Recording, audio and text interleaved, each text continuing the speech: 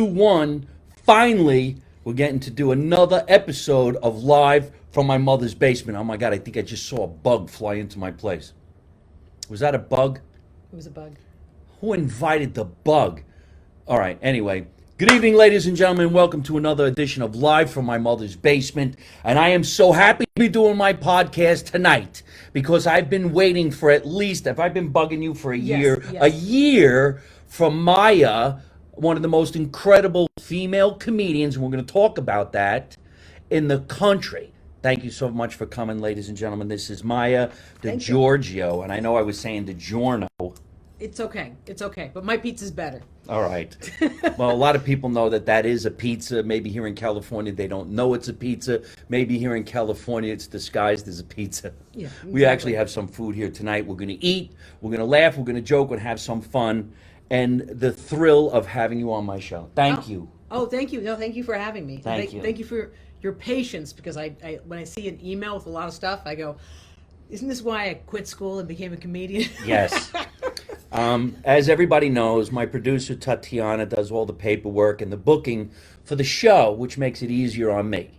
But sometimes when I know the entertainers personally, we start texting each other. And the other day I was like, Maija, are you coming? Come on, I don't know. Tatiana's working on a movie. I haven't heard. Are you coming? And Maija tells me, take it from there. Oh, that I'm coming, but the 50th. No, what happened the day before you were coming? Oh my gosh, yeah. How did you forget that? Oh, that part. What I'm gonna happened block to you? it out. And block it out. Friends that you've known for way too long. You got to refresh your friends every 10 years, so they'll give you agita, and you'll think you're having a heart attack. So, ran to the hospital, panicked because my foot was hurting from the road, my leg was hurting from the road, What do you my mean? arm What do you started mean? hurting. What do you mean from the road? From I was traveling? from traveling. I've been traveling so much, and I wasn't sure. Like it started when I got off the plane, and then when I went to the Borgata, the whole week I had to go to the hospital in Atlantic City. There's nothing worse than the hospital in Atlantic City. I have to tell you, that's a whole. I didn't even know they had a hospital in Atlantic City. City. Level of wretchedness. And everybody's drunk. So it's like you thought, like you think in a hospital, somebody gets stabbed, somebody get run over. No, everyone was there just drunk. They were wheeling drunks in. Last week there was a guy on the show, Daniel DiCrisio, went to high school in Atlantic City. And I just backed up.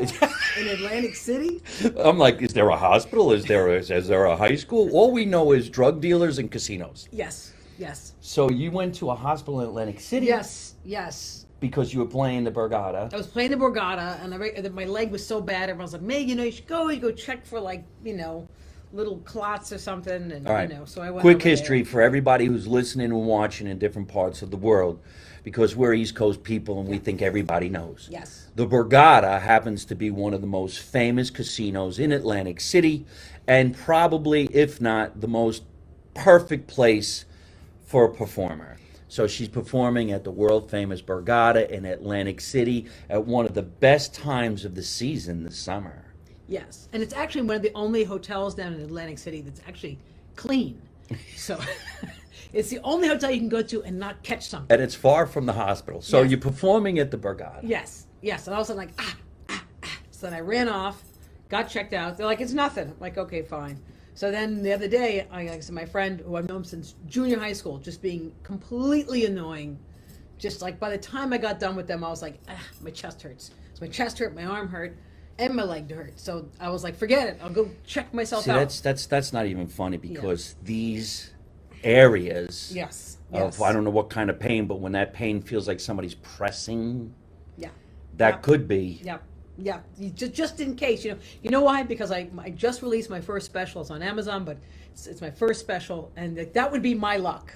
Got one, but part of me was like, well, at least I got one special done. Let's bless ourselves. Got one special done. You know what's really wild? I think comedians all think alike. Yeah. Because I always think, you know what, I'm going to put out the best DVD ever and drop dead the next day. But at least I put it out. Yeah, exactly. I can't believe we all think like this. Yes. So what was the problem? Nothing was wrong. They're like, nothing is wrong. Did they say nothing in the Atlantic City? They said nothing in Atlantic City too. They were like, you're fine. So, Yeah, so that's what happened. And so then I'm looking over at the email and it's like, gotta get this test and that test and COVID because you're very safe and responsible, unlike most comedians. A safe, cleanly, responsible podcast comedian host.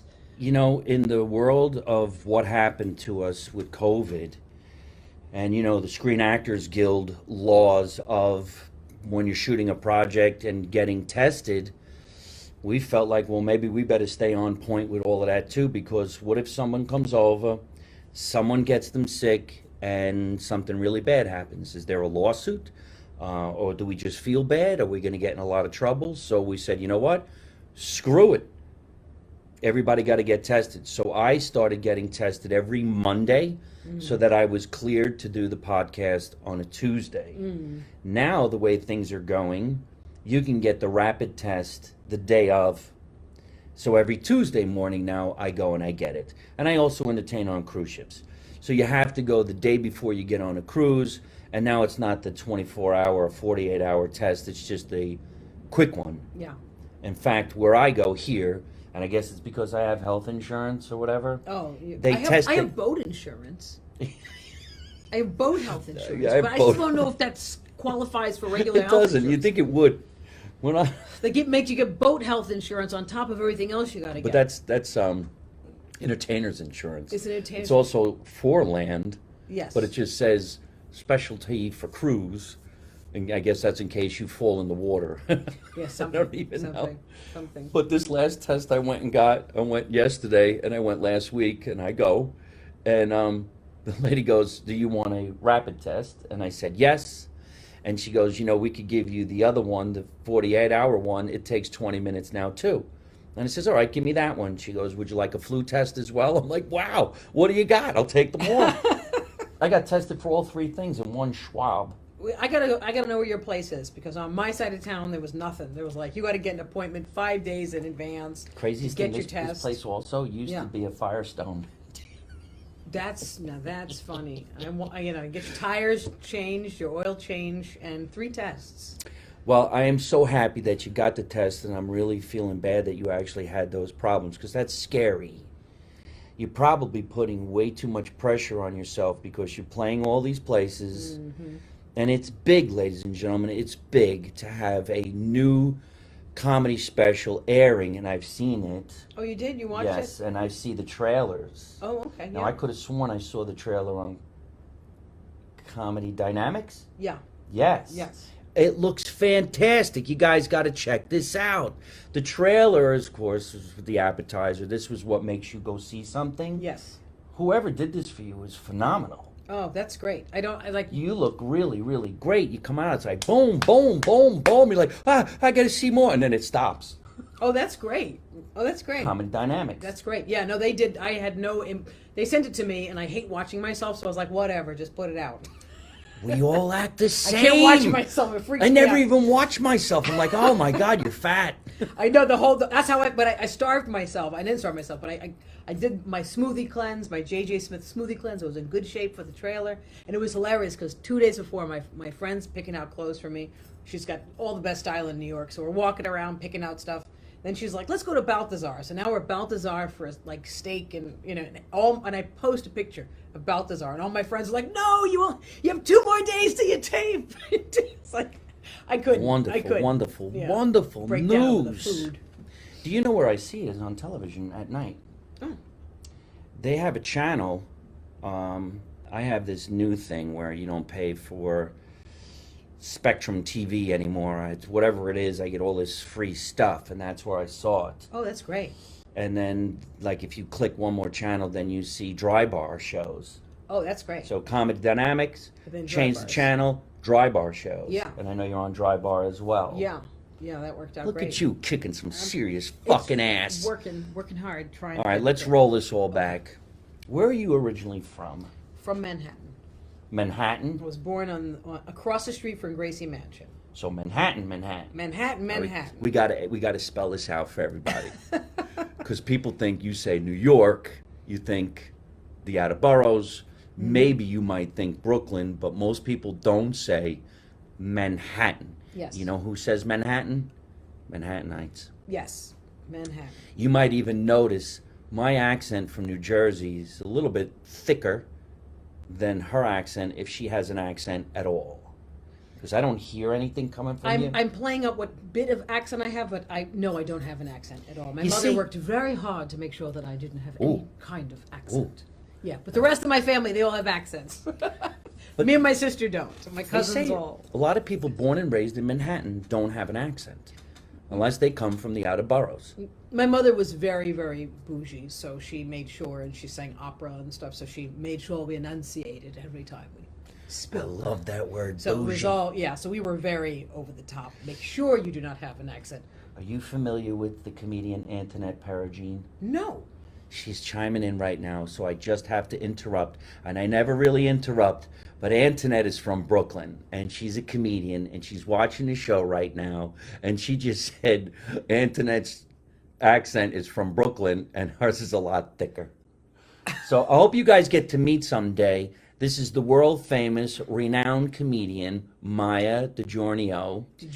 DiGiorgio. I'm going to get it Like wrong the for the rest perfume. of It's my like life. the perfume. It's like Giorgio Armani. Oh, with the just a Giorgio. DI in front of The it. perfume. See? Just does it. Just does it. Like, wouldn't you say? Antoinette's got a great podcast as Oh, well. I think wonderful. you guys should get together one day and meet. But anyway, getting back to the fact that she does, she's laughing. I see. Because it's the truth. Because Antoinette has the most incredible Brooklyn accent, and she's full-blooded Italian, and she speaks Italian too. So I'm actually the watered-down version of Italian. Oh, that's funny. My cousins all have a very strong Brooklyn accent. All my cousins. It was like, Maija, are you coming to dinner? That's, yeah. Antoinette, back in the day when we were coming up at the Comedy Store, had this joke, and she said the way Brooklyn girls spoke to each other. Now, I know I'm not going to do somebody else's joke justice, Yeah. but I'm going to try. She always said this joke. She goes, "Oh, yeah, Anthony bought a fa for her." Oh, that's funny. And then she would explain it. What he said was, he bought a fur for her. One of my favorite Brooklyn moments is, and it was, and you could tell they were from Brooklyn. It was the old Tower Records, and a fight broke out front. The security's messing around out front, and these two girls are inside, and the girl is crying, opens her clutch bag. It's a giant bottle of Aquanet, and as she's crying, she's dabbing her eyes and then spraying her hair up, going, "He's such an animal, I don't know him anymore." You know, so that's like, he's such an animal, I swear to God. Wiping your face and spraying your hair. Now that to me is Brooklyn all the time. Yup. Brooklyn. Tough city. Yeah. But you're a Manhattanite. Yes. And But my Italian grandparents, when they came from Sicily, and my father, they went from Bensonhurst to Canarsie. So I have a lot of, okay, so it's your dad's side of the family that's Italian. yes, And let's just jump right in. Your mom's side of the family is? black. So they're African American. So, and that just makes for a really rough holiday every Is it? every year. Is it? Yeah, it's been very rough. My I mean- childhood was like crazy. There was not an ounce of appreciation for either side. Really? Yes. All right, let's go here because I would like to go. And I know a lot of people are watching. They want to go too. Okay. I want to go, but I'm going to be careful the way I go because supposedly these days we got to watch what we say. But she's a comedian. Yes. She can't watch what she says. The truth is funny. If you don't tell the truth, you're not going to be funny. You agree? Yes, absolutely. Okay. So, born and raised in Manhattan, how many brothers and sisters? One sister. One sister. Is she in the industry? She used to Hey, be, the bug. but not anymore. Oh, really? Yeah. A comedian? Dancer and tap dancer. Oh, no kidding. Yes. All right. So tell us about a holiday party between a nice Italian family and the other side of the family. Well, the other side of the family was never there. So it was always Really? the Italians, and my grandmother always won, so every holiday was in Brooklyn. And my mother never really kind of went home. They just refused to let my father. They were very controlling, and they actually disowned my parents in the beginning, and then they accepted them when my sister was born. They Because, just- quote, when my cousins finally told me the story, they said, "Your grandmother went to the hospital, held your sister for the first time, and said, this one not too dark." Really? And then we were allowed back in the family. And then when I was born, she said, "Hey, Blanca, this one a white, thank God." And then that was it. That is a true story of my cousins. I didn't have to embellish that for a joke. I I could just imagine what it's like at that time of the world, without revealing your age, but you could just think how much different things would have been as opposed to today when they see interracial couples on television commercials. Oh, yeah. That they actually create. They're really not real families. They're fictitious families, but they build it that way. Yes. So back in that time, an Italian fella marrying into a black family. I mean, in my realm, with all my Italian family, somebody would been like, wait, what are you doing? What are you doing? However, now, Yes. it actually is that way. Because we have relatives who are married in interracial marriages. And nobody really says anything at all as long as they're all invited to the party. Yeah, well, that's a good level of progress, I would Right. say. But it was just not that way for my parents or my family. Plus, I mean, racism is getting pretty bad. It's coming back around to a lot of drama lately.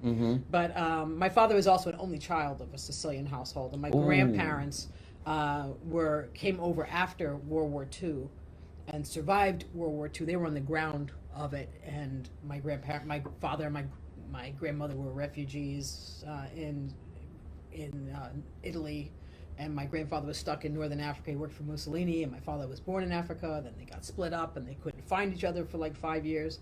So yeah, so my father was very, very much a mama's boy. Like my grandmother was obsessive over him.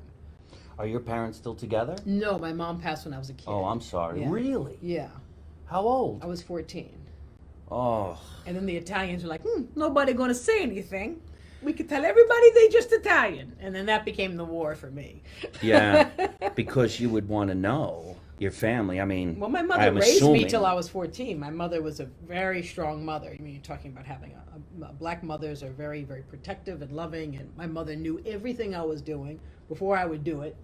It wasn't like my other friends could go out and play, and my mother had to know where I was all the time, who the friend was, didn't care for the friend, weren't allowed to see rated R movies till you were 17. My sister would go see rated R movies and be in trouble for which rated R movie she went to go see. My mother was really on point with watching us. So it wasn't like she kind of wandered off. And then my grandmother, like I said, after my mom passed, my grandmother kept trying to take over and brainwash me into a real Italian. Don't say anything. Don't tell nobody what you want. Well, I could imagine. It was funny. You know any black? Your mother, she know any black? I said, yeah, well, if that's so true, how come she's from, what do you call the French place? I said, Creole? She's French Creole? They used to lie. There's no place in France called Creole. And she'd say, I say, well, if she's not really black, if she's from France, why is her full-blooded sister brown skin? Oh, she's from India. I said, so her full-blooded sister is from, it would go on and on like this. My sister married a Puerto Rican guy. She's like, he's not a Puerto Rican. He's a Chinese. I said, what are you talking about? He's Chinese. Look at the mother. I'm like, the mother's not Chinese. She's Puerto Rican. They just make up stuff like, and then their weird made up background that they're okay with. How did that one become okay? You know, how did all these other cultures like outweigh Black America? So that was a lot on me. Making of comedy. Yeah, I have family members who they don't talk like that because we don't have that and they weren't around at that time. Now that we do, but I could just imagine what they would have done to respond. And in fact, you know, I'm doing these new characters in my show, and that's the shirts that you see over there because I'm making shirts of the characters. And one of the characters is going to stem from we do have a cousin in my family who's gay. And her whole life, she never told her mother and father. Yeah. And they used to say all the time, she just can't find the right guy. Yeah, that's so funny. And she would say, you know, Dad, they're just not like you anymore. We can't find anybody like you. But this is my friend Joyce. That's funny. And nobody ever said anything. They never... Like everybody knew, but the parents didn't. Yeah, you know what's funny is when my sister, her first husband, his father was gay, a gay couple that like the couple had been together forever, and so we thought we were hiding it from my grandmother. Then my sister got divorced, and my grandmother comes out with, "You don't think he's like the father, do you?" It was like we thought she missed it the whole time, and then we found out like she didn't miss it. She just, "You don't think he like the father?" So yeah. Well. I could just assume this is where you get your comedy. You know, it all makes my comedy. Comedy was not for making others laugh. It was to see if I'd leave my grandparents' house and hit the stage, and it was like, okay, they laughed at that, so I don't have to absorb. Is this crazy? Is it me? How old were you when you decided I'm going to get into the stand-up business? I was like about 19. Really? Yeah. And so you started doing the clubs in the city? Yeah, you know, I didn't want to be a comic initially. I wanted to be a filmmaker. Mm-hmm. And I always did a lot of characters, so I always liked like John Leguizamo and that kind of road. But then a friend of mine who was watching me do those like pieces, his brother worked for Letterman. He was like, "Let's go try it out at Stand Up New York." So I went and tried it out, and then I did great. And the second show I bombed, and the third show I did great, and then I just became obsessed and stayed in stand up. Well, here's what I want to do, because I want to hear all about, and I know everybody wants to hear about, stand-up comedy from the female point of view. I've mentioned this on the show before. I've had many different types of people on my show, from entertainers, doctors, lawyers, and jugglers, and whatever I feel like doing, having some fun. But I have an affection for other entertainers. And I have this, I don't know whether it's a brotherly thing when I see a female comedian working in the business, because they have it tougher than the male comedians, hands down. Maybe because some female comedians, in my opinion, do too much stuff about sex on, it just, to me, doesn't work. It's a little too raw, and maybe the audience is looking at these female comedians as if to say, okay, you keep talking about sex, but it doesn't go anywhere. And then you get a comedian like Maija, who has a point of view, talks about her family, and makes you, this is my opinion, I always say my opinion because I'm not everybody. I sit there and I laugh because it makes me go, oh my God, my life too. Oh yes, remember. And then you punch somebody. Did you hear what she said? Isn't that funny? That's when you know the entertainer's hitting on the right cylinder. And it doesn't matter your ethnic background, it doesn't matter whether you're a guy or a girl, and normally it doesn't matter what your age is. Everybody knows somebody in that ilk, and it makes you laugh your ass off. Well, thank you. Yeah. Thanks a lot. And you have a lot of admirers who are stand-ups, because let's face it, this is an ego-driven business. Not everybody's going to compliment another comedian, even if they know the person's great.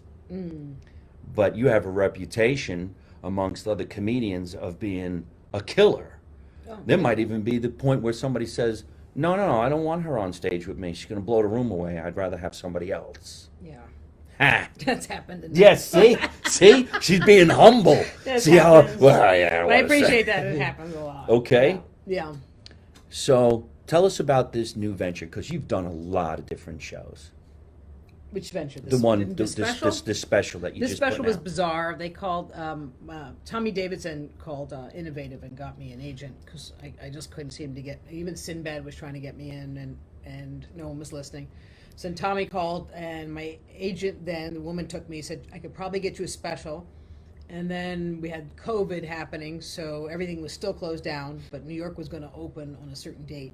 So Comedy Dynamics decided to do about 8-9 comedians. And they're like, I know you haven't been working out for 2 years. Would you like to do it? I said, absolutely. And when I looked at the contract, I had one special I wanted to do, but I was like, this is probably not the best one for this kind of taping. Mm-hmm. So I flipped and did a different hour. And I only had probably about 8 shows to prep that. And those shows weren't long. And then they only let me do one taping, where most of the time they let you do two tapings and you take the best of it. So I only had one. How much? Being locked in for a year and a half and about 8 shows, and then ran in and just built an hour. Holy shit. So that was pretty. You got to crazy. kind of break that down for some listeners. She's saying she created a new hour for this Comedy Dynamics without having stage time to rehearse because of the pandemic. So you're basically rehearsing in what, a mirror? Yeah. The other thing is that She here's said, what yeah. I got really lucky with, was I had quit comedy for a long time. And then I met Robert Townsend. I was filming at an event. And he said, let me go look at your stuff. I told him I was a comedian and a big fan. So he looks it up and he calls me up and he starts, I don't even know you, and he starts cursing at me. Don't you ever pick up a camera again. You need to be on stage. You're a comedian, period. And then he made me write 3 hours of comedy specials. So I had no stage time out here. So he just said, what would it be? So I had to write, and I was like, you want 3 of the same hour, or 3 versions of the hour, or 3 different specials? We both got confused. So I ended up writing 3 specials. We said, I want your old material with new concepts, and like the superstar best version of it. But I just wrote 3 totally don't repeat sets. Then one day he came in, he was like, this material's a little advanced. So he's like, you want to introduce yourself with one specific, very simple special, because I do a lot of complex topics. He's like, you want people to trust you that you're funny. So he then, this had gone on for like a matter of months. And he just like took a pile of my stuff and he edited my first special and he handed it to me. And me being just a woman is like, but I want to do the other material. So I was running the other material which is like, this should be the second special. And then when he came time to like, can you switch material? I said, wait a minute, I have something in my closet that is that Townsend actually, his handwriting is all over it. Like, cut this out, jump to here, this joke works, go this way. And so I ended up running that show. But I hadn't run it at all. So No kidding. yeah. So it was kind of an That's- interesting. But my manager was happy ballsy. about that. Yeah. The balls are nuts. Uh-oh, somebody's writing in. So you have a manager, but you weren't with an agency? I wasn't with an agency, and then I got this agent, Christina Shams at Innovative, Yeah. right after Tommy Davidson called, and she said, I think I can get you a special. And then within like 2 months, she called up and said, I got you a special. So she went and did her job. That's so it was just amazing. great. Christina Shams worked over at the Laugh Factory for the longest time. She's dynamite, and now you're working with her? Yes. Okay, that's Yeah, she's cool. Very sweet. Really cool. Look, somebody said really quick. Oh shit. About a stinky foot joke. I have a stinky, Is that resonating for you? do I have a stinky foot? Stinky foot joke. I don't have a stinky foot joke. The only foot joke I did was, The stinky foot joke made her famous. Who? who's a stinky foot?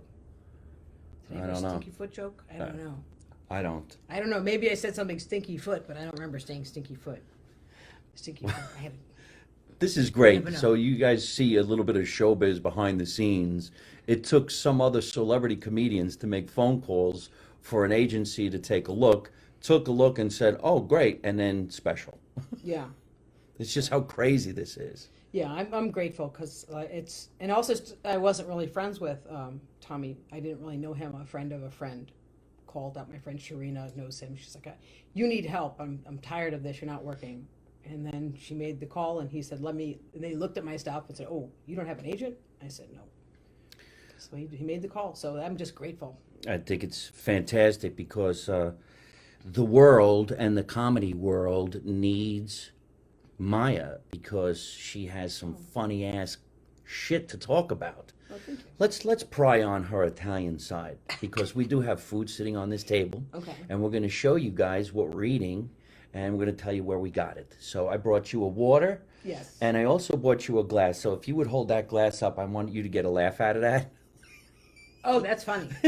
This says Okay. Ice House. Okay, that's great. That was Mine's Brad Garrett's club when it was in the Tropicana, and the reason why I got that is because he had to give them all away. He had cases of them because he moved from the Tropicana to MGM. That's so he gave wild. away the glasses. Oh, that's so I took a great. ton of glasses. Good so for this you. is the Ice House, which is in Pasadena. And we hope it opens again. Yes. And that's Brad Garrett's club. Now I hope you play Brad's. And do you? I haven't played Brad's. I just let me do. Well, we're going to make that happen because I we all know appreciate that. friends and we all know people and we can make phone calls. Oh, thank So you. in this plate, oh, you can hold your plate up too. I divvied up some pasta. This is chicken parmesan with macaroni. Now I say macaroni because I really am from an Italian family in New Jersey, but some people say pasta. I hate the Mm-hmm. word pasta. This is macaroni. What do you say? Both of them. But but that's kind of because I have. Manhattan, I think they would It's say a pasta. Manhattan. They would say my pasta. mother also didn't put a space between the D-I and G. Like all these years, I've been no spacing. And my father's like, I always put a space between D-I and G, and so does your grandparents. And I was like, that's my mother. My mother messed it up. I've been spelling it wrong and calling it pasta. Well, Make over it the here, pasta. Put it the pasta with the water. Make it the macaroni. Both. It depends. I'm glad you do that, though. Okay, That's I so was trying to great to think. hear. As you did 2 accents on the show Make it already. the macaroni. Chicken and fettuccine with a little peas in there. It's carbonara. Mm-hmm. The carbonara. Right. So we're going to have some of this, and it was all given to us today by a place called Quickies. Quickies is on Laurel Canyon Boulevard and Moore Park. Check them out, folks. It's actually dynamite.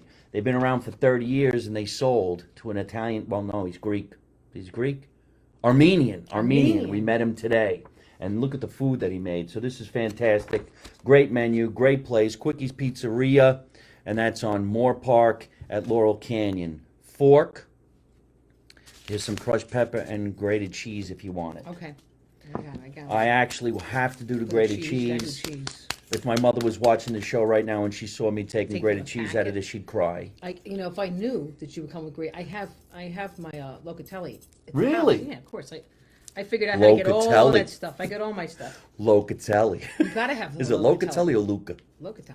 I had them Delicious. sponsor me for So 6 good. months, a long So time good. ago. That's the cheese. The best. That's That the is cheese. the cheese. You could do anything. I don't even know what this is. Probably Kraft. It's like a craft. You can tell by the crumbs.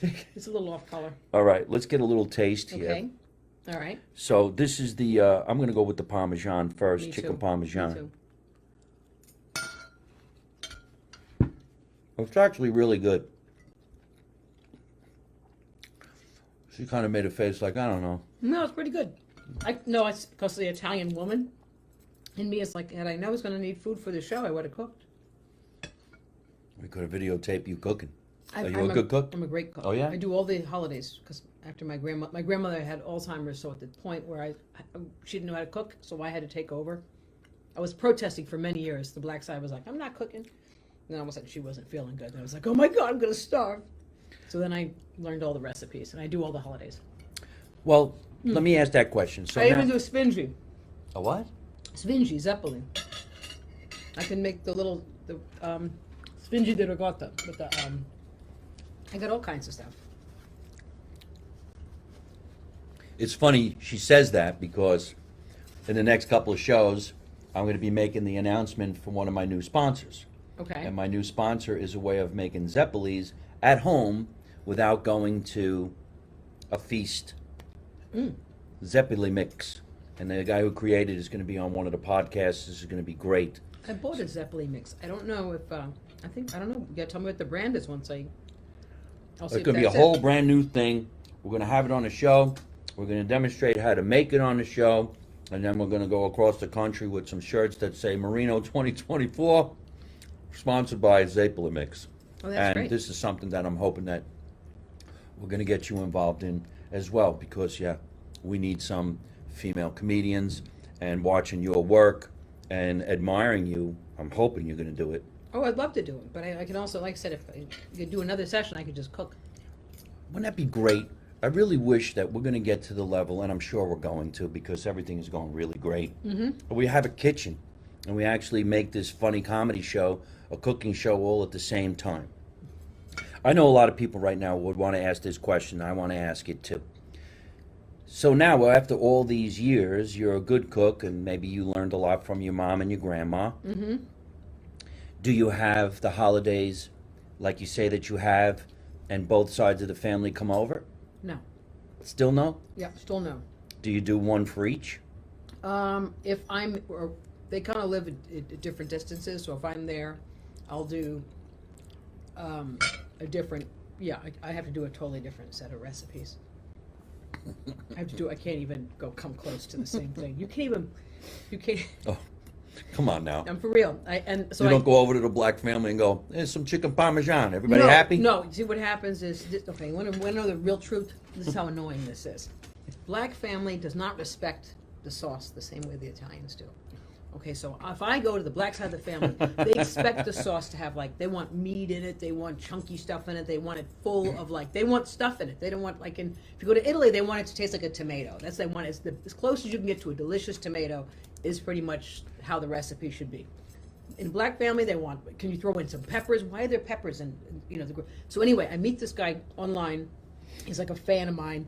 So he starts helping me out. This guy Phil. He helps me with my social media. So anyway, I go see him and his family. He's made all these.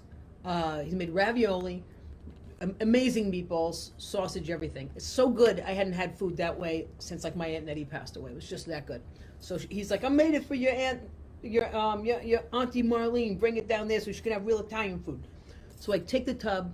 I leave Jersey. I go down to DC. My mother's sister goes in.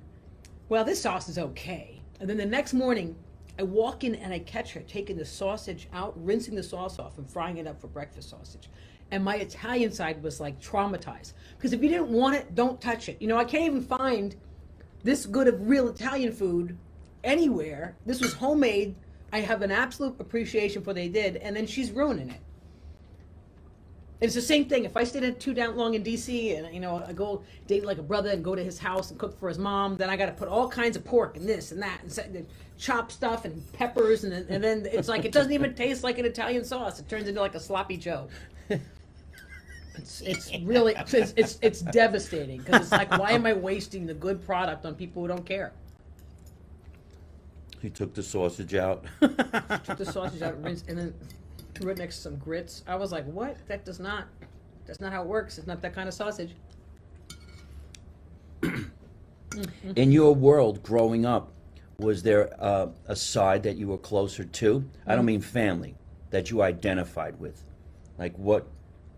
I don't know. Well, Are you more Italian than you are not Italian? Are you more black than you are Italian? I think What would you say it is? I'd And do you say- really even care? Would you rather just be equal 50-50? I think I'm more I think I'm more black than I am Italian because my sensibilities and my ways of looking at being a woman are more from my mother's side, and my grandmother's side was a lot more subservient. And also too, my cousins on that side, I kind of got along with more because we didn't have the Catholic thing. We didn't grow up as Catholics, so I think that's also the Catholicism and a lot of those traditions kind of. And then also too, my cousins on the Italian side were a little bit older than me, but I think because my mother really set up my foundation, all my uncles and aunts that way I could relate to. And my grandparents were, they didn't speak English very well.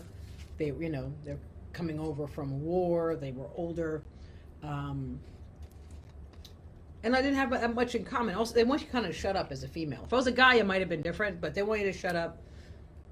Your whole life is when you're going to get married and make a sauce and kind of play a certain role. Have you ever been married? No, I haven't. I've met too many psychotic guys.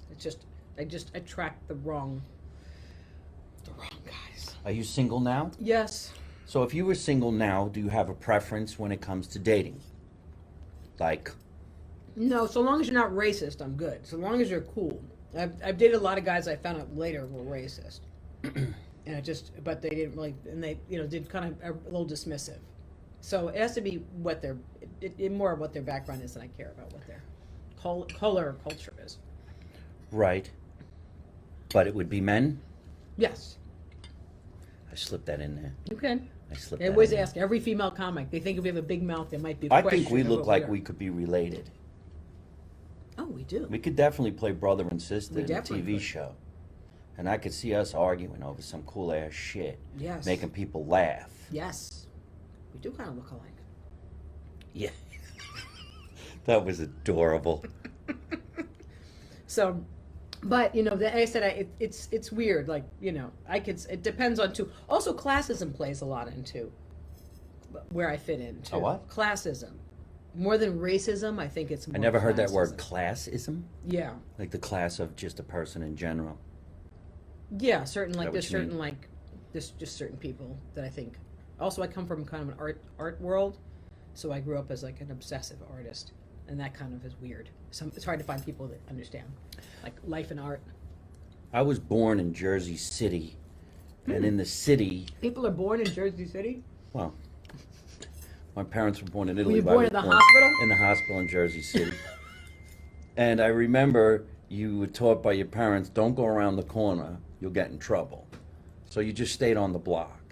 Then when we moved to the suburbs, we realized that there's so many different colors of the rainbow. But in the suburbs where I'm from, and still to this day, sometimes it's the weirdest thing. You almost feel like these people live in a bubble because there is no problems. There's no arguing, there's no killings, there's no robbery, there's no crime, there's no racism, and you feel like, oh, does anybody put the TV on? Maybe they shouldn't put the TV on Yeah. because it's so easy and fun. And the acknowledgement of the difference between the people is welcomed because it makes you want to know. So if the neighbor across the street, in real life, this really does happen, he's from India and he has a very thick accent. And there's a Puerto Rican guy 2 houses this way, there's a black guy over here, a bunch of Italians over here. And during the storm that we had called Superstorm Sandy, and all the trees bashed the area, only a few people had energy. Whatever that energy thing is called Yeah. that some people have. Okay. So everybody just really came out of their houses and said, let's help the senior citizens first. And then whose refrigerator is not getting enough electricity, you can plug into mine. And everybody came together, but it didn't seem like it was something that they were forced to do. They just did it like as if it was a normal thing to do. So then at night, the guys would get together and shoot the shit in a garage. And the guys are doing the powwow in the garage, who brought a beer, who brought a meatball sandwich. But then a big argument started. And I'm thinking, okay, this is what everybody should see in the world. You know what the argument was? What race made the hottest pepper? That is a great They, argument. you That's a great can't argument. stop laughing. That's a great. And that's when the great. Indian guy says to the Puerto Rican guy, no, my friend, it's not hot. You got nothing. Come here. You're going to try this. And and then the black guy's going, my ears hurt. My ears. It's my ear. And he goes, because you got to drink the milk. And we couldn't stop laughing. That's very funny. And it was all about peppers. And I remember very going, the Italians are going to choose to just lose on this one Yeah. because we didn't make anything that hot. Yes. You win. Yeah. The Indian food, I think, wins. At the end of the day, or at the end of the night, everybody goes, oh, I'll talk to you tomorrow. Oh, that's great. And it's nothing. That's great. So that's what I've been writing, and that's what I'm going to try to produce, that type of a show. And would be great to cast a sister who actually comes from this type of a life, because you could do that. And that would make it even funnier, if you know what I'm talking about. Yeah. No. The way definitely. you acknowledge it through comedy, because we can handle anything.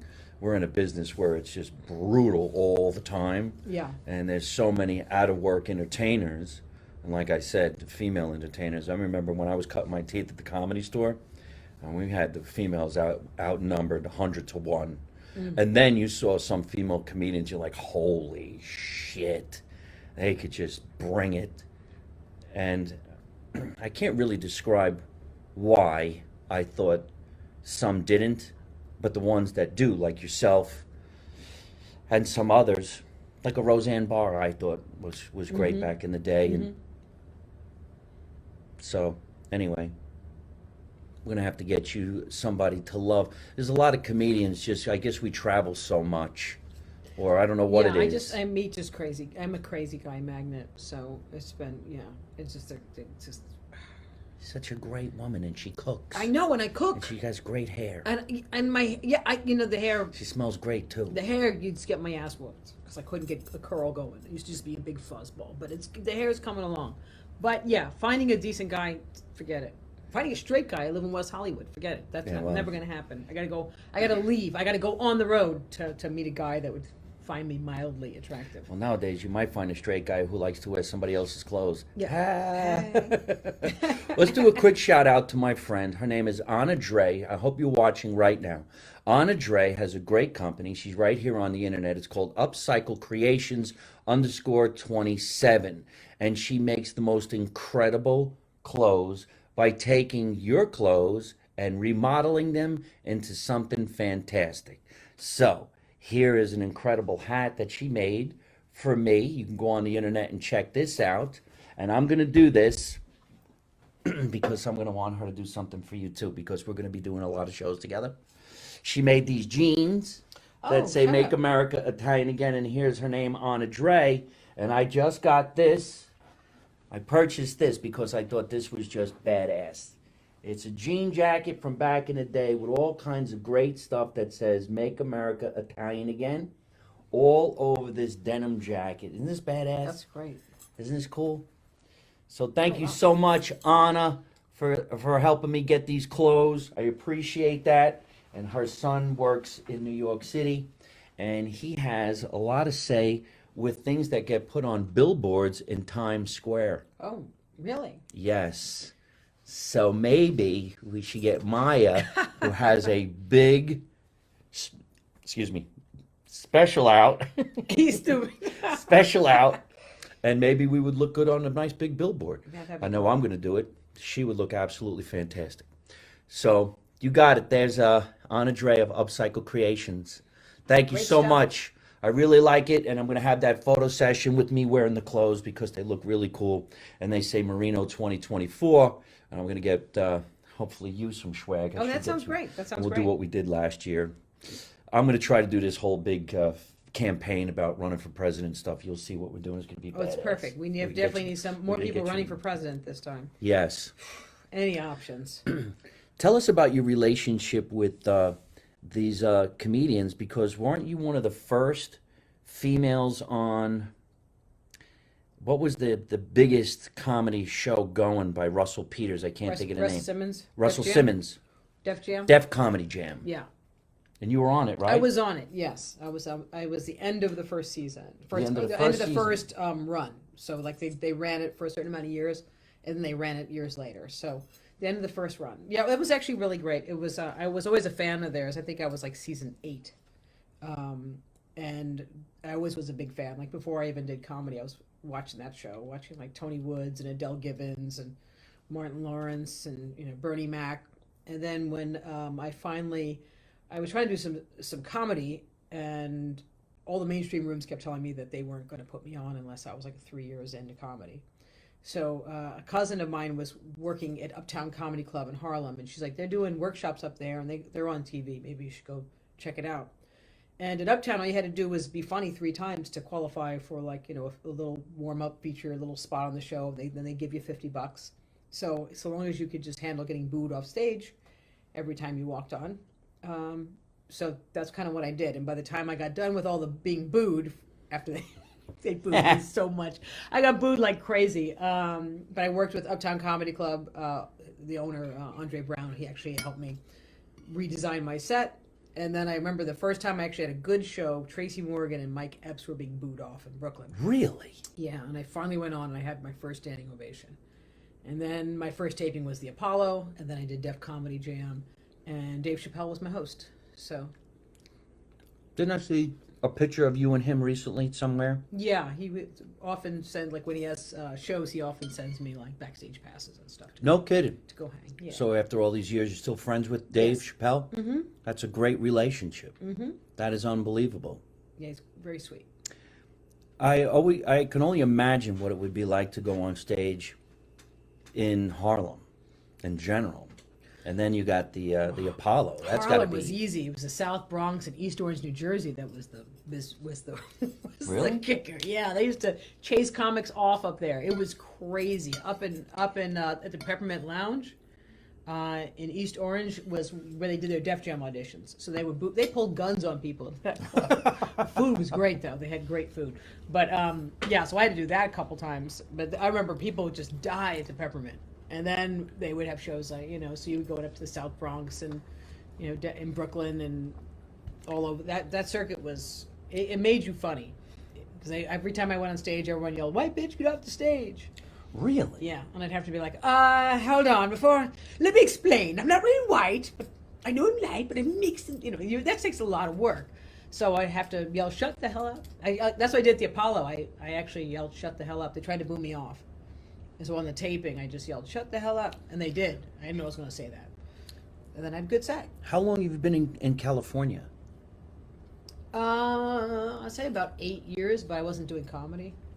I remember that either we met somewhere, or we talked about you making TV projects or films. Maybe you had a film project in the film festivals. And I was like, why aren't you doing stand-up? Because I do remember seeing your stand-up clips on a bunch of different television shows. Would you get burnt out? No, it just kind of chased out. More chased out. Really? Yeah. I had like crazy sexual harassment of people, guys trying to shut me down for Comedians? being funny. I was on a radio station. I was on a major radio station in New York. That messed me up. Then I was attacked by some other guy that was a comedian. And then the guy that he was friends with started blackballing me. And then it was just, I've been through the mill on it. Then I made a documentary on comedy, and then that got shut down. So I've been through a lot in it. But I'm back, and I've survived it all. What about those film projects? Well, I finished the film, and then everyone shut it down after the festivals and after you were offered a theatrical release. So one of the producers actually went and took my name off my corporation to try to steal my company. I went to New Jersey, the State Department of New Jersey, and the guy took my name off of my own. He didn't even have like one share in it, and it was removed. So I ended up. But it was all sisters that were working there, and they were like, oh no, girl, that can't happen to you. Hell no, he came down here and changed everything. We're going to change that back for you. So basically, I'm just sitting on this film that's caused a lot of drama, and I'm not really sure if I want to release it or not. Can we talk about it? Sure. What film? It was called Bitter Jester. Bitter Jester, which is angry comedian. Yes. It was... Do we all know the court jester? Everybody? Yes. The original comedian back in the day. Supposedly, God's favorite job and favorite person was that of the entertainer. Although we are in a nasty business, if I could say that word. Obviously, she has had some bad shit happen. And you know what's really, I don't know, it's not funny, but you know what's, I don't even know the word, is I always feel like I'm the only one that goes through the shit. I feel like everybody else got it made, and I'm the only one that gets screwed on a daily basis. But it's not. Yeah. No, it's crazy business. So tell us, the court jester. The Bitter Jester. The bitter jester. It went to festivals. It got a rave review in the New York Times and Variety. It was the largest screening in the history of the Tribeca Festival at that time when we screened. It has a cast of Whoopi Goldberg, Ray Romano, Kevin James, Phyllis Diller, George Carlin, Richard Pryor, Chevy Chase, Paul Mooney, Pauly Shore, Jerry Stiller, Joy Behar. Everybody's in it. You got them in it? Yeah, me and my producing partner. Yeah. Okay. And what is it about there? It's about it starts about my comedy career and how I kind of got kicked out of I didn't really want to put in the sexual harassment lawsuit that I was having with the radio station.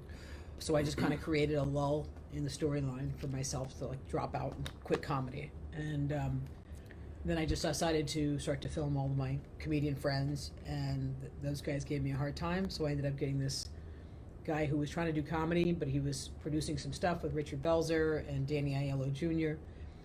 So they decided they were going to help me out. So he jumped in to help the guys who were messing with me, trying to shut me down when I was filming. He ended up getting me a bunch of names and bringing me into like the Montreal Festival. Then they tried to shut me down in Montreal, and then Belzer saved it, and then got all these people to back me up at the Montreal Festival to come and let me do interviews. And then we got back to New York, and after about 6 months of shooting, Jerry Seinfeld was filming Comedian, and they decided to throw me out of the Comedy Cellar because I was filming my friends. And so the guy who was helping me, the producer, knew Colin Quinn. He's like, I've known Colin for 20 years. I'll go down and talk to him, make sure everything's smooth and we don't have trouble. And then that turned into a fight. Not a fight, a shouting match. And then it ended up on the front page of the New York Post that there was a fight that beat up Jerry Seinfeld. Nobody beat up Jerry Seinfeld. And then I was banned from every club in the country. And then Richard Belzer calls up and says, I'll get you an interview he can't get, which is Richard Pryor. So we get to Pryor's house, we film him, we film a whole bunch of other people. No one thinks I'm going to finish this film. Everyone's acting like a total jerk on camera because I know nobody thinks I'm going to finish the film. comedian comes out. Ours does festivals right after that. We get reviewed against comedian, and everyone says ours was the better film, and because it's an underdog story of like real. And I put in the whole story with Seinfeld and everything, and then I end up back on stage, and that's kind of the whole piece of Jester. But then Jester got shut down. Where is it now? Sitting in Vault. Doesn't it seem like now would be a good time to really put that in the game? I'm thinking about it. Because when it got shut down, it was kind of a dicey shutdown. You would think now, and I could be wrong, but it just, and I know everybody watching right now is saying to themselves, air it, we want to take a look, because I'll put it up. You know, I'm nobody's chasing me. And the world has changed now. So, you know, a lot of females who probably were approached in the wrong way by guys, for whatever reason, can now be blasted. And maybe a project like this is something that the world should see, especially since some of the names that you mentioned, like Richard Pryor and Paul Mooney, and I think somebody else is no longer alive. Carlin, Phyllis, Peter A Boyle. lot. But you know what's interesting is that I'd love over to the see it. pandemic, I opened up all the raw footage, and it's wild. Nobody was filming like that back then. It's like phenomenal. It's got everybody in Doesn't it. it Like s- everybody's in it, from Patrice O'Neill footage to, you know, Mark Maron when Maron was like hanging out the clubs to, I mean, everybody's in this footage. It's nuts. Like I have over about 300, 400 hours of footage. Of back in Anybody the day, paying hanging out in the attention? comedy circuit. How many people would be ready to purchase something like that? Let's We'll see. Let's take in some questions for Maija right now. It seems like they're coming out right now very quickly, so Okay. I'm gonna see if I can't get to some of them. Okay. It sucks that that happens. Doesn't it seem like sometimes in your world you put out something and it doesn't go where it's supposed to go, and then somebody else does the identical thing and they get the credit for it, and I just can't stand that. Like, look at all the comedians now who cut their teeth after 25, 30 years. They earn a great living, but then somebody comes along and takes a shit on a pillow and puts it on TikTok and they make millions. I mean, you know. Yeah. Yeah. I went to the American Academy, I went to Juilliard, I went to Herbert Berghoff Studios. Now you just got to grab your phone and shoot your friend walking down the street, My and parents you met wasted at your Herbert's time. class. Is that right? Yeah, and I went to Herbert as well. At Bill Hickey. Oh, he's great. He Bill was. Hickey was great. Yeah, I was in Herbert's class. Let's see what this guy says. This is Joe from Buenos Aires. There are so many avenues you can put it on. Oh, she's talking about your film. With all those famous comedians, all those people you mentioned, who did you love working with the most? George Carlin. Yeah? He was so helpful. We did festivals, and he called up. We turned in like the end of the footage. You know, when we finished it, we cut of the film. We had to go to a little festival in Vegas, and he calls us. The whole cruise at the Borgata. We had just gotten our dishes. We, all, you know, with our last bit of money because it's expensive. We ran out of there because he called saying he liked the film, but the phone kept cutting off. So we had to run outside the casino. And he said he was going to walk the red carpet for us. And he tried to go out and get it sold. He tried everything to help us with it. He was just amazing. And then the last time I saw him, I went to see him. I said, you know, I got the rights back. They shut the film down. And I said I was going to recut it. And I went to just see him at a book signing. He got up, he chased me for like 2 blocks down in Manhattan. We were like down in like Tribeca. And he chased me and he said, hey, don't let them get away with this. You've got to stick it to him. And I thought that was, he just was not, he was just fearless. He's a fearless guy and just encouraged, like art has to be seen and you can't shut down artists. It's amazing because, you know, I remember once I had some pretty powerful meetings with these executives, and I couldn't wait to pitch them my ideas. And those executives all got arrested and thrown in jail because they did something, whatever, to females who came out of the woodwork and got them. Oh, wow. And in my mind, I felt like going, can't we just beat the shit out of these dudes? I mean, I never do anything wrong. I don't have any sisters, but if I did, see, that's the way I think people should put things into perspective. And that could be for anything. So in a crime, if somebody commits a crime and kills somebody who was just working in a bodega, I say, don't bring them up on charges. Give them to the family and let them beat the shit out of them. There you go. Eye for an eye, tooth for tooth. So when it comes to something like this, I don't have any kids, but I have two nieces. Anybody ever touched my niece or looked at my niece crooked? She got two uncles and a father. We're going to kill the person. So, when it comes to this shit that these guys do, It's pretty crazy. fuck. But the only thing I can think of is just keep, succeeding. In spite of everything that happens, the more you just keep succeeding and try to just stay positive, and that's the war right there. It's like, how do you not let yourself creatively be shut down? And for a long time, I felt like, because it got to a point where I felt like not trying, like it was hopeless. So now I'm excited because I know guys that watched that go on, and then they come up to Laugh Factory and they see me on the billboard and go, how the heck, how the hell did you get out of it? You were not meant to come back. They had made sure you were not going to come back. So it was pretty cool. So I feel really grateful. Let's do this question before it turns up. Okay. This is coming from Florida. This is my friend Massimo Battista, who actually is from Italy, and he wants to know if you've ever been to Italy. Yes. My family has a house outside of Lucca in Monte Carlo, and so they always are sending for all of us every few months. Come. Then everyone goes over there and just eats for about 6 weeks. But you don't gain any weight. You don't gain any weight. Whatever. The food is real. God knows what happens. Exactly. In Italy, everybody's slim and trim. I know. I had a piece of pork. It was like eating swordfish. It was so light. The Italians, whatever they do. Here's 3 questions. Okay. Are you coming to Seattle? Are you coming to Boston? And where is your favorite place to perform? And that's my friend Tracy, who's in Boston. Hi, Tracy. Oh, I would love to come to Boston. I'd love to come to Seattle. I don't really know who books those venues, and I'm at that point of trying to branch out into those areas. But I'm a big fan of Boston. I had my aunt used to work in Boston. My sister went to Boston University. Used to spend my summers up there. So I hope so. My favorite city, though, I think is New York for comedy. Oh, I got another favorite city, Washington D.C. Never did it. Washington, D.C. is wonderful. You got such a blend of like intelligent, worldly, cultural. It's still the chocolate city. You got everybody infused, so you can talk about pretty much anything. And also, there's this little club in Batavia, Illinois, outside of Chicago. Right now, that's my favorite spot.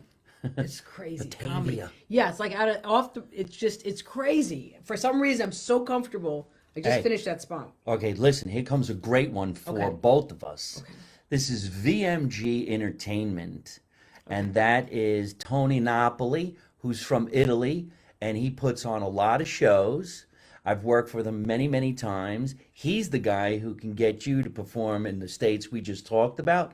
And right now he's touring with some friends of ours. It's called the Uncle Louie Variety Show. These 2 Italian guys do their show. It is phenomenal. So hello, Tony. This is Maija. And I think you guys should connect with each other. DC would be perfect for us too. Oh, yeah. Thank President you. Marino, exactly. I think DC is a great city to do comedy. Well, we're all going to be coming around where we got to go. The world is opening up now. A lot of different entertainment venues are opening up. I'm lucky. I'm going to tour like a maniac for the next year and a half, and I don't want to stop. What I do want to do is now I just want to be around people. I enjoy being around. None of that fighting. Nobody's got an ego. I always wanted my show to have many different flavors in the show so that everybody gets something to eat, like coming to a potluck dinner. Female comedians, black, white, Asian, Chinese, whatever it is, throw it in there as long as they're talented. Mm-hmm. You know what I mean? Mm-hmm. And I don't have a preference on the venues. I just want to tour the world. Any more questions for Maija? DiGiorgio? You got it. Of course, it's stuck in my head now because I'm thinking of the cologne, Exactly. the perfume, Exactly. DiGiorgio. Exactly. All right, tell us where we can find you on the internet because we got to get going. We've been You can talking find for me almost an hour. at $1 Million Maija. So just put in $1 Million Maija on a site, unless you got Twitter, then it's just Maija DiGiorgio. So go to $1 Million Maija. You'll find it Facebook, Instagram, TikTok. And please follow me. And please check out my special. It's on Amazon Prime. It's called Maija. Oh, really? Maija. I love the tag $1 Million Maija. Thanks. Got it from Charlie Murphy.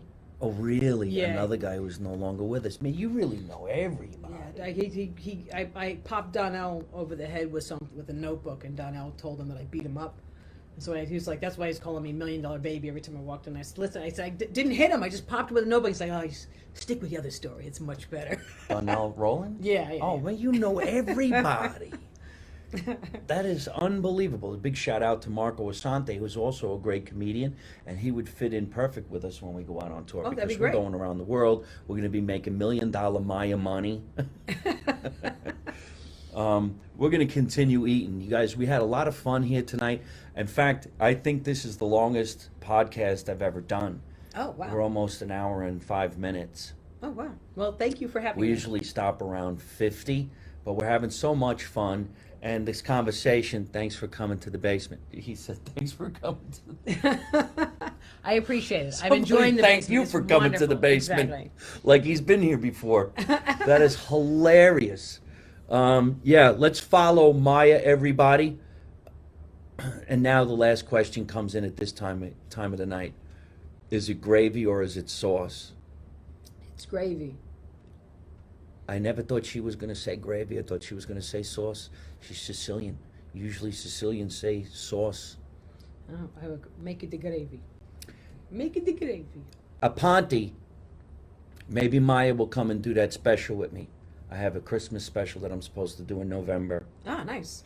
That'd be great. Is it food? Danny Scam, nice. I go wherever there's At food. an Italian festival. Is it food? Just if there's food, I'll tell And you. he said gravy too. You know, we all said gravy, all right. Whether it's gravy or sauce, just invite us over. We'll eat it at your house. We had a great time on tonight's show. Listen, thank you so much, everybody, for watching live from my mother's basement tonight, produced by our favorite producer, Tatiana Blue Shell. If you think you would like to be on the show, all you have to do is write to Tatiana at Mike Marino Entertainment at gmail.com, and she will let you know how you can come on the show.